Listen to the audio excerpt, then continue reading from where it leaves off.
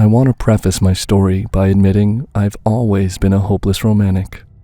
So when I was 20, I did what any girl obsessed with finding love does. I downloaded every dating app you could think of. I swiped left, guy after guy, until I swiped right on him. For the sake of privacy, I'll call him C. C and I started talking the same day we matched. It surprised me at first at how much we seemed to have in common. Whenever I mentioned a band I loved, he would tell me he loved them too. My favorite movie?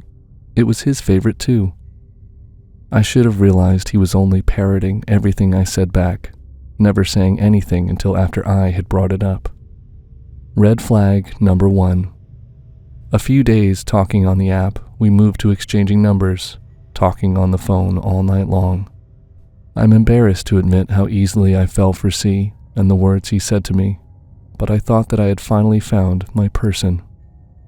Everything was going great, until C kept refusing to meet. At first, he stated he was too busy to meet up, but after weeks passed and we still hadn't met, he admitted he was scared to meet me because he was worried about what I would think of his looks, even though his profile pics were handsome. Red flag number 2. Fast forward 2 months, and C surprised me one random day by asking me to meet for coffee. I was so ecstatic that I got to the cafe half an hour before the date, but he never showed. Understandably, I was devastated. I remember leaving the cafe in tears, but stopped when I saw something waiting for me on my car. A single white rose with a handwritten note that read, "You looked beautiful." Instead of being flattered, I was boiling with rage. Not only had C stood me up, but he had watched me stand in that cafe alone, waiting for him like an idiot. Still, I wanted to make excuses for him and asked for an explanation. But he didn't have one and kept trying to act like it wasn't a big deal. So I broke up with him, and, surprising and hurting me, he seemed to take the breakup okay, as long as we could remain friends. And that was red flag number 3.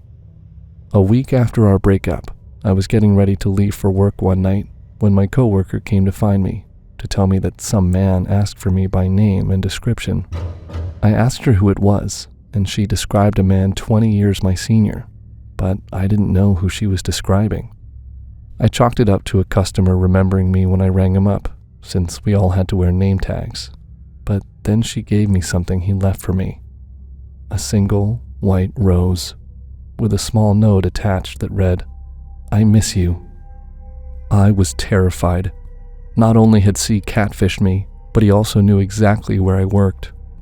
I had only casually told C what franchise I worked for, but there were 20 stores of the same name in a 10-mile radius of me. I was scared, but again I was naive and thought that C would take my continued silence as my answer. He didn't. White roses started appearing everywhere I went. My car, job, and even outside my apartment door. Each came with notes that got more and more frantic. My sister finally convinced me to involve the police after I called her in tears one night when C had left another flower, but outside my bedroom window. At first, the police didn't know how he knew all the places I would be. They even checked my car for a tracker and found nothing. But then, they asked me a simple question that sent a chill down my spine. Was I still matched with C on the dating app we met? The same app that tells you how many miles you are from a person. The police told me they had seen a similar case before, where a man narrowed down the store a girl worked at by using the location feature and his knowledge of her store name. It took a few tries, but when he found her, the man followed her home and from work, then would follow her any time she left the house, until he knew all the locations of the places she frequented and her schedule. To say I was terrified was an understatement, and since I had no hard evidence that this was the case with C, no camera footage in front of my house, no name on the letters he left me, and only the word of my coworker who he had talked to once, there wasn't much they could do. Until a stalker escalates, the police usually can't do anything, and by then, it's usually too late. I had no choice but to pack up all my belongings and move across states to stay with my sister. I did so in the middle of the night after making sure there were no cars waiting for me to leave my house, and I never looked back. I deleted all my dating accounts, bought a camera for my sister's door, and I don't date anymore. Even though all this happened years ago, I'm still scared to open my door in the morning in fear I will see a single white rose. Or worse, to see C waiting for me. The scariest part? I never saw him, so for all I know, the kind older man ringing me up at my local store could very well be C, and I would never know. Just a year ago, I had a boyfriend that I met at a Comic-Con convention in my area. We were both nerdy and geeky, and we both did voice acting for various online projects and animations for YouTube, Newgrounds, Reddit, and other places. Now, I mostly do fan dubs and indie projects. I'm not a professional by any means, but I'm often complimented on my voice. Sometimes my boyfriend at the time would help me and give me feedback on areas I needed to improve on, and he'd often watch me do the dubs in the recording area. I used to think highly of my boyfriend, like how any person would have when they started dating. However, over time, he became more and more controlling to me, and his temper would worsen. He'd snoop around my phone without my permission and accuse me of being unfaithful whenever I don't reply to his texts. I got fed up with his antics and broke up with him. I told this to him in person, and while he was emotional at first, begging me to give him another chance, he seemingly withdrew after a while and accepted that things were over between us. But not long after the incident, like around a week or so, he'd start texting me again as if we were still dating. I told him in text that things were officially over between us, but he kept texting me, and he seemed to ignore any messages relating to a breakup. He posted on Instagram as if we were still a thing, and this was a problem, as I tried to tell him again in text to stop pretending as if we were dating. Eventually, I felt like I had no choice but to announce on my social media that we have broken up, so he can get the message once and for all. After that announcement, however, he texted me directly on the phone, angrily claiming that I made a serious mistake, and that I should be glad to have had someone who is willing to help them better themselves every single day of the week. Now, at this point, I was ready to block him, but before I did, he sent a message saying, "You will pay dearly for this." I took this as a baseless threat, and I wasn't scared, since he wasn't that intimidating as guys go. A few days later, I found out my private photos, including explicit and revealing ones, were shared amongst my friends, family, and friends groups. I found this out from a friend who messaged me saying the photos were sent by an unknown account.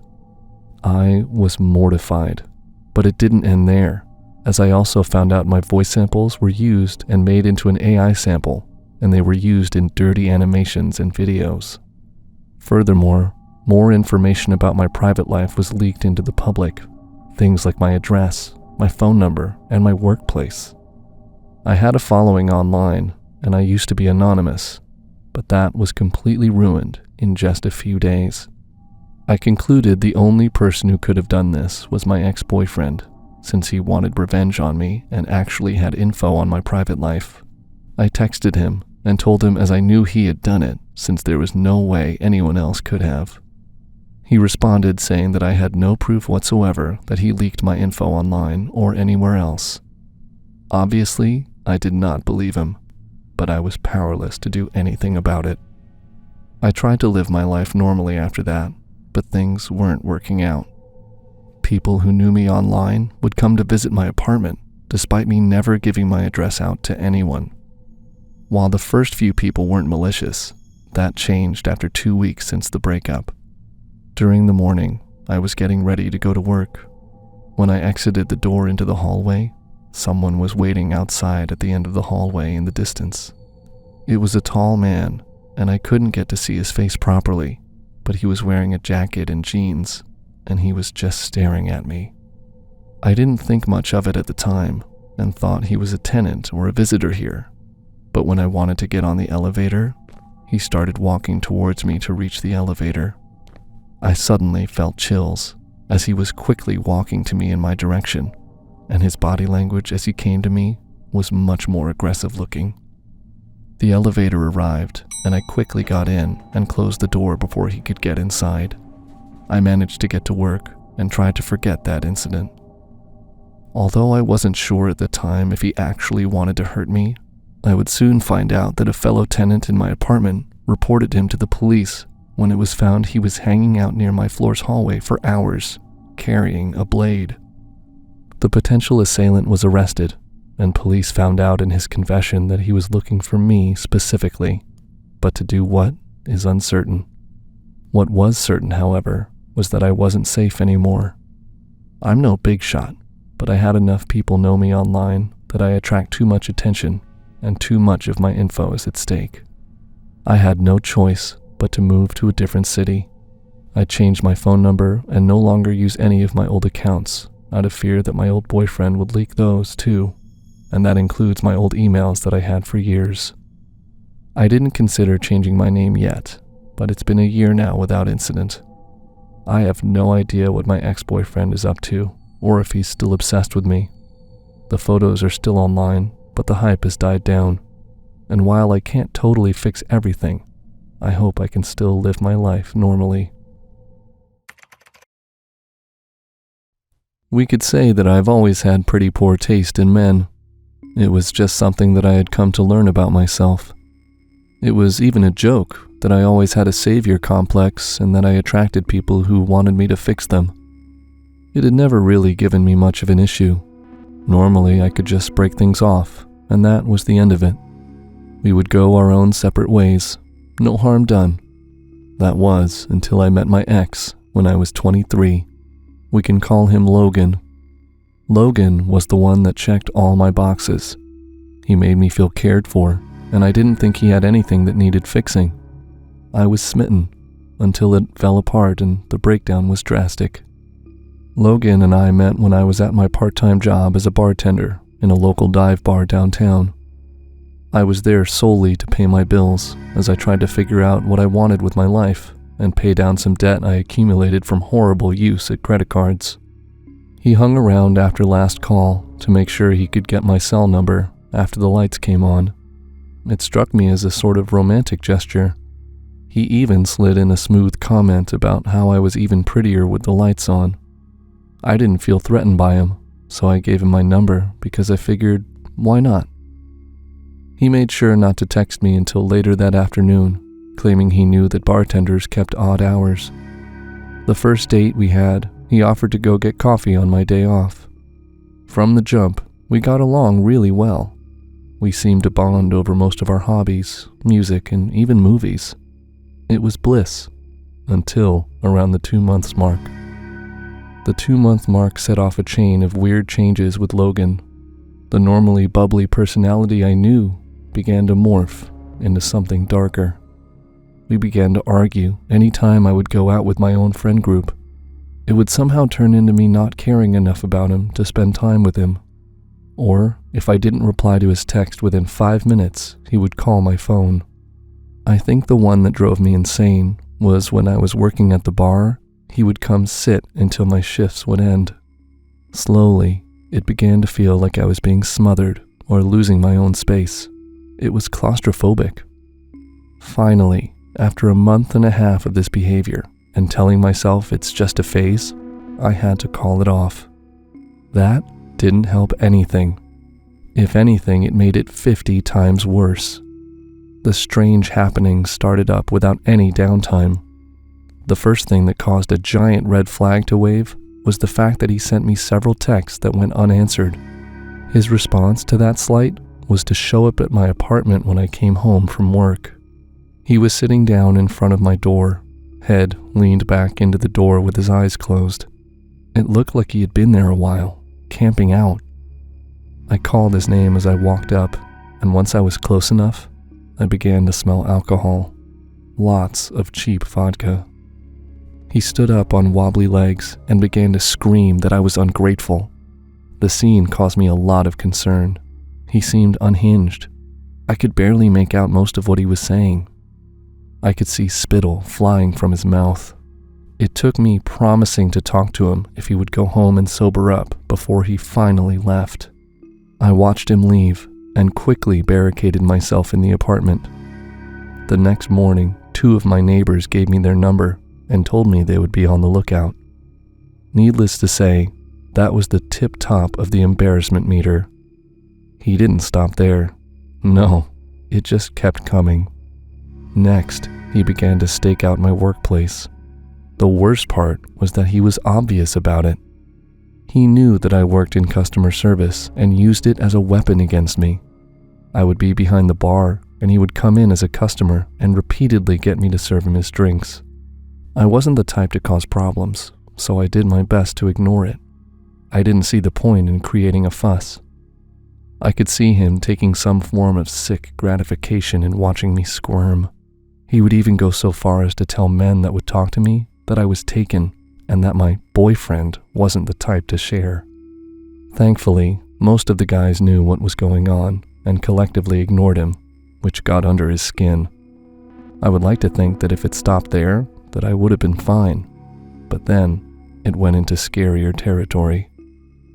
While him sitting at my job was annoying, I could have handled that.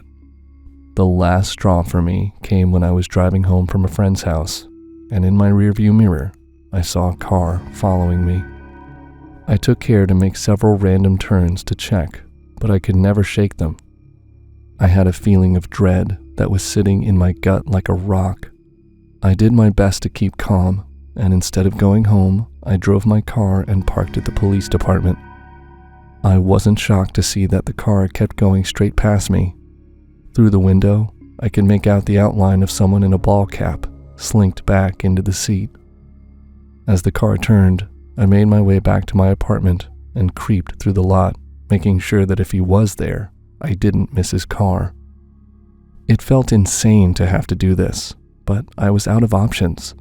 The lot didn't have anything resembling his car, so when I went inside, I made sure to lock up before I did anything else. The rest of the night flew by as normal. I did some laundry, ate some awful ramen, and fell asleep with my laptop open, watching reruns of Law & Order. The next time I woke up was to a crashing noise. It was so alarming because it wasn't from the streets below. It was coming from inside my house. What I heard was my pots and pans crashing throughout the kitchen. I felt completely frozen. I knew I would have to get up to reach my phone at the least. I felt like a kid wanting to hide my face beneath the covers. With my room still dark, I lightly set my feet down on the carpet and crept over towards where I left my phone. In the dark, I ran my hand along the dresser and started to panic when I realized my phone wasn't there. I had found the charging cable, but it wasn't connected to anything. I felt myself begin to hyperventilate. Carefully, I walked to my bedroom door and put my face to the crack in the door, looking out into the hall. No sooner than I put my face forward to look, my hallway light flicked on, and I was staring at Logan's face. He kicked my door open while holding my phone and waved it in my face, cracking jokes that he was able to get into my room as I slept in order to take it. I had to think fast and resorted to what I had done the first night and tried to talk him down. My attempts seemed to be in vain, and he continued to scream in my face and throw my things around my place while screaming how awful I was for leaving. I was beginning to flounder in my efforts, running out of ideas to dig myself out of this situation. I could feel the fight leaving. My last attempt turned out to be me kicking my wall as hard as I could in hopes of alerting my neighbor. A few seconds went by and nothing happened. I felt defeated. His rants kept going, and they were gradually getting more ludicrous. I kept watching and waiting for him to snap. I imagined he was almost there when I heard banging on my door. I felt my heartbeat increase when I heard them announce themselves as the police. Taking hold of what control I still had, I screamed. It took Logan off guard, and right as he lunged at me, my door was kicked open. I don't remember much else after that, fortunately. My therapist says that I likely blocked it out, which I am still okay with.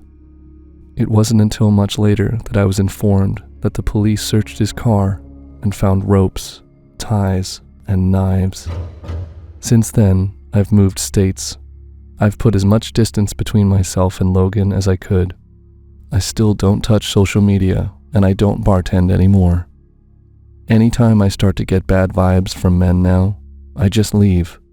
I don't give it time to go that far.